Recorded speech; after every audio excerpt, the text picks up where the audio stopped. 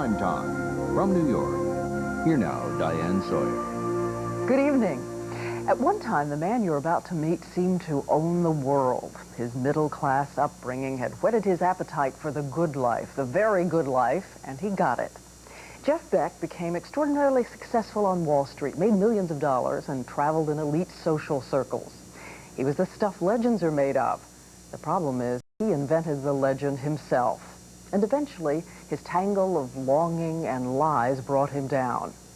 Chief Correspondent Chris Wallace talked to the man who, during the heady days of the 80s, was known as Mad Dog.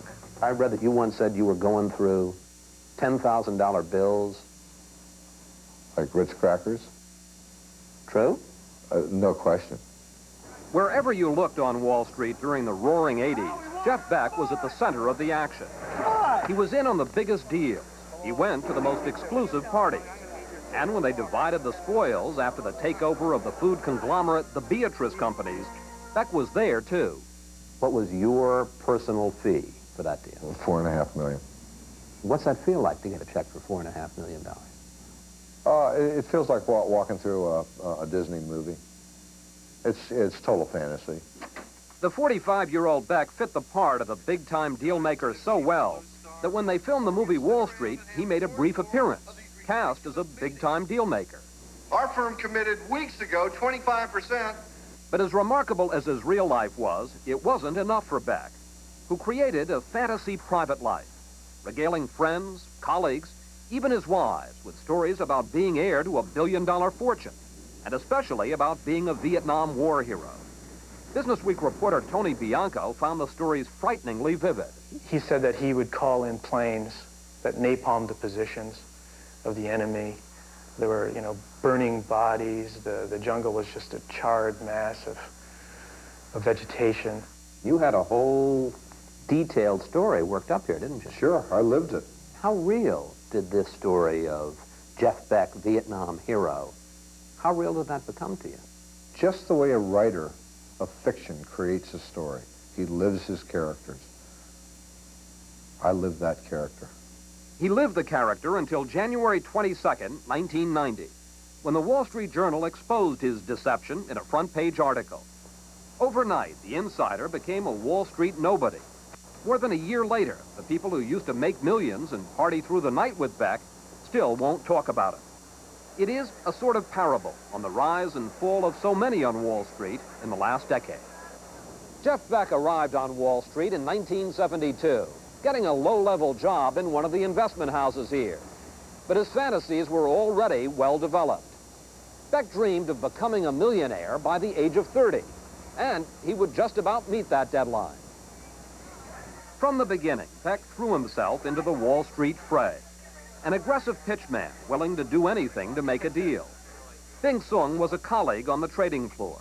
If you can think of a huge mass of spinning cotton candy, that was the way Jeff was. He was moving all the time, would not take no for an answer. The typical salesman, you think, knocks on the door and sticks his foot in the door and will not leave until you give him an order. And that was Jeff.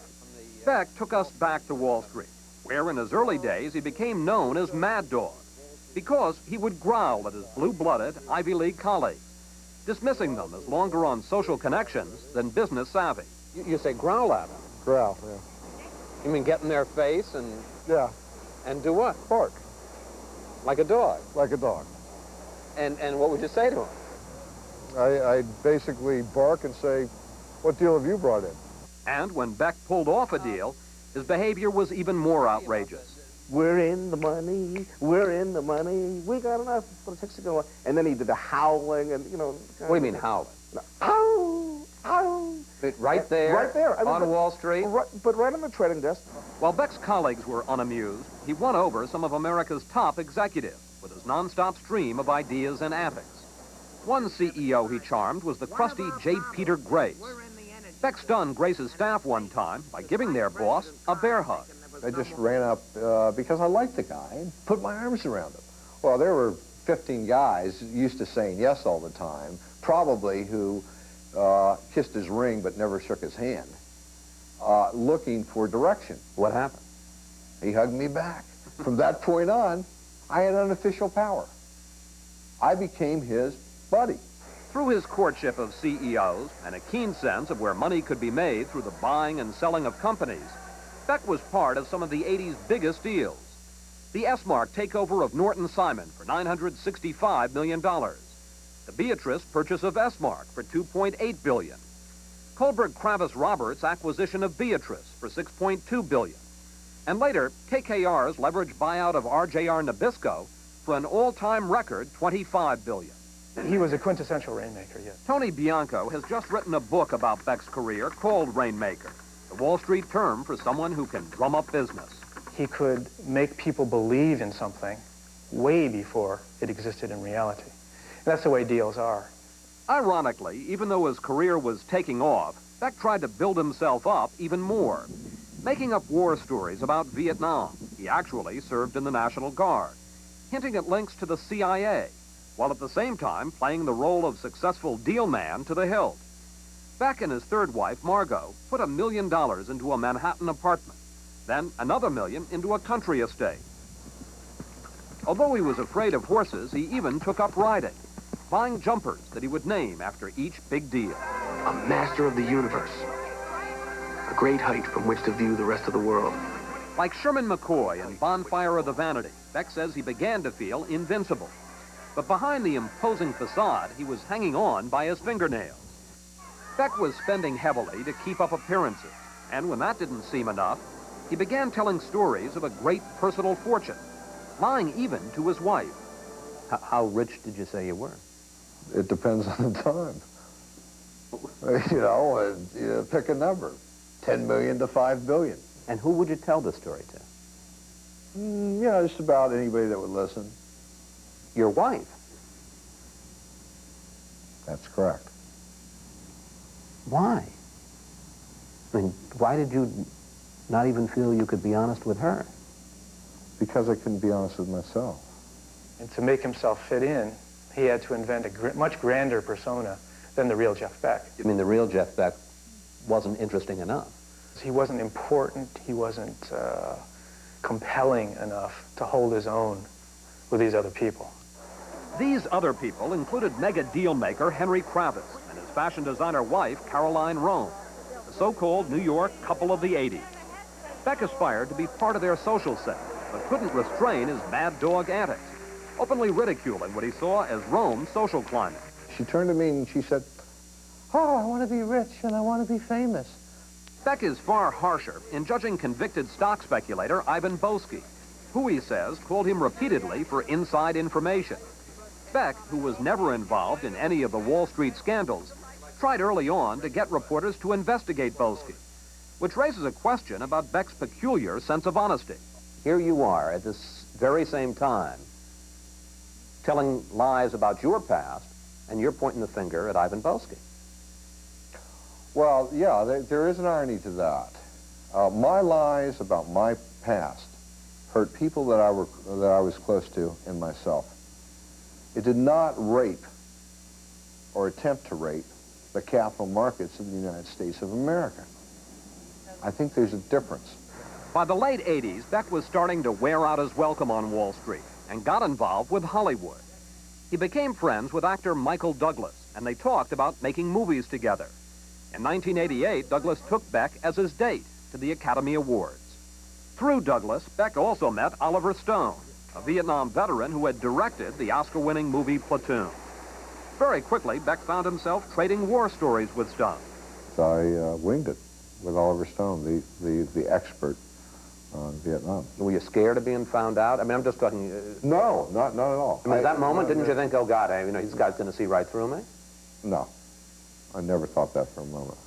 In fact, Stone liked Beck so much, he asked him to help develop the central character in his new movie, Wall Street, rapacious deal maker Gordon Gekko. Lock and load, we're entering the kill zone. Looks as good as on paper. We're in the kill zone, pal. We're locked and load. And, you want a friend, buy a dog. And if you need a friend, get a dog. By all appearances, Beck was riding high. But inside, the strain of telling all his lies began to tear him apart. He started having nightmares and even imagined he was dying of leukemia. Looking back, Beck now believes the core of his problem was a deeply held secret about his father Louis, whom Beck adored. On the day of his father's funeral, Beck, who was then 16, learned that Lewis had a long criminal record for larceny and numbers racketeering. He was my hero. Heroes don't go to prison. Heroes don't lie either. And so why does that then lead you to make up stories about yourself? Because I wanted to escape my very foundation. I didn't want anybody to come close. I didn't want anybody to ever know. Of course, after the Wall Street Journal article appeared, everyone knew that Jeff Beck was a liar. These days, Beck channels his energy into exercise, training for triathlons. He and Margot are divorcing, but he lives comfortably off more than $1 million in savings. Most important, he says he's stopped lying. I feel the need to tell the truth. And I want to tell the truth, and this is the truth, and nothing but the truth. So help you God. So help me God. Well, maybe. Beck walks his dog in Central Park, and in the course of preparing this report, we learned that several women who walk in the same area have given Beck a new nickname. They call him Mr. Fatal Attraction. Repeatedly, this gentleman has come up to us to say hi and good morning and that sort of thing, and then he goes on and just, talks about himself and that sort of thing, and has told us repeatedly that he is the writer of Fatal Attraction. Yeah, no. It's just... Not true? Not true. Really? Really not true. I mean, notoriety does some very strange things. But this never happened? Never happened. Beck may not have written Fatal Attraction, but he says he is now trying to start a career as a writer. He says he's working on 2 books at the same time, one fiction and one nonfiction. The test will be to see whether this time he knows the difference. For all his lies, Beck claims that people also made stories up about him. For instance, the Wall Street Journal article that exposed him said that Beck once wolfed down a box of dog biscuits to get the attention of a powerful CEO. Beck says even Mad Dog never went that far.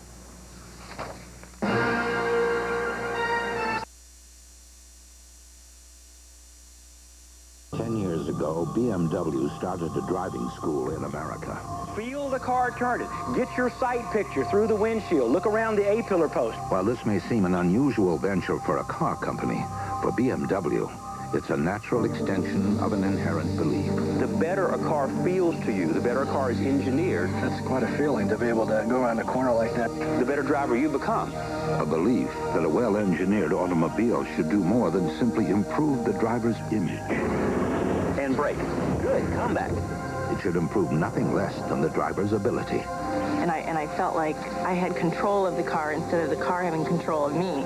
Because you have this instilled confidence between you and the vehicle.